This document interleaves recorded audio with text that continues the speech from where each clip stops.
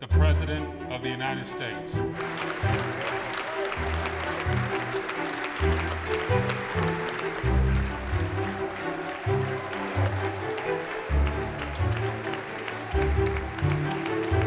understand it's good to be almost home. Down the hall.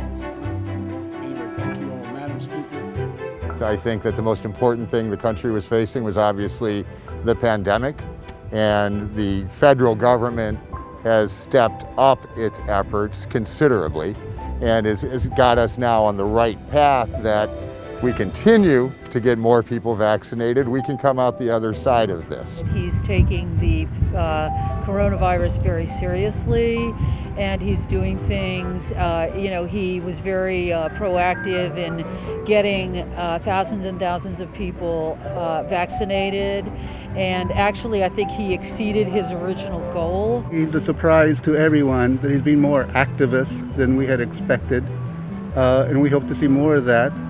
But he's bringing attention to education, to health, to a lot of things that we haven't thought about for a long time. I wish there were more on climate change. That's the greatest threat to mankind, and we need to deal with it. I think that they've gotten his attention. And they also need to put forward a little bit more policies with regards to like minimum wage, Medicare for all. Those are things that I stand by, and I would like to see bigger changes in the country with regard to health care, access to education. The COVID relief bill was a good thing.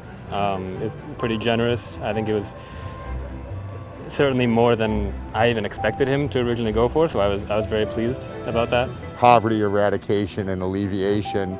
We're one of the richest countries in the world, and we need to address poverty issues. Getting money to people who need funds is very, very important. Too often in the past we've helped only corporate America, and now we're helping average citizens. Yeah, I think that the economy is going to be hard to put back together after the pandemic, but I think he'll be able to do it. I have felt for years that America's infrastructure is crumbling, and we need to get our economy going, and we need to leverage up, fix our infrastructure, and employ some people in the process. Infrastructure was roads and bridges. The infrastructure now is broadband for everybody. Infrastructure now is getting the power grid back up where it needs to be. Infrastructure is providing a safety net for people who need it.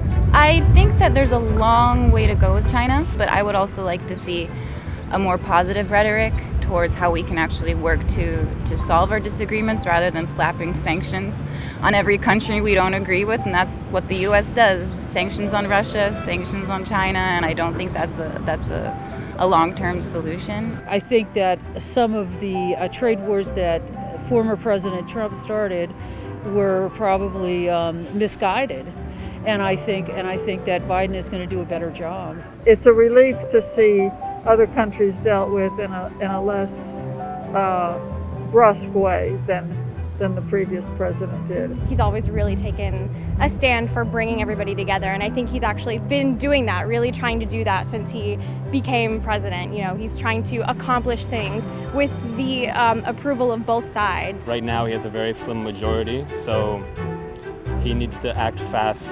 and if he acts fast and does the right thing, then it's possible the Democrats will win more in 2022. But if he doesn't act fast enough, he's facing challenges in both parties, his own and the Republicans. Everybody's just got to step away from politicizing everything and fighting for my team's right, your team's wrong, and just try to work together. I know it sounds like platitudes and everybody says it, but no one in power seems to listen and do it. And we're all Americans, we're all residents of the planet Earth, and we've all just got to start working together to solve all the problems we have. We shouldn't measure his success, we should measure our success, because he's our president, so he works for everybody. So we should be happy if he's successful. I didn't vote for Trump.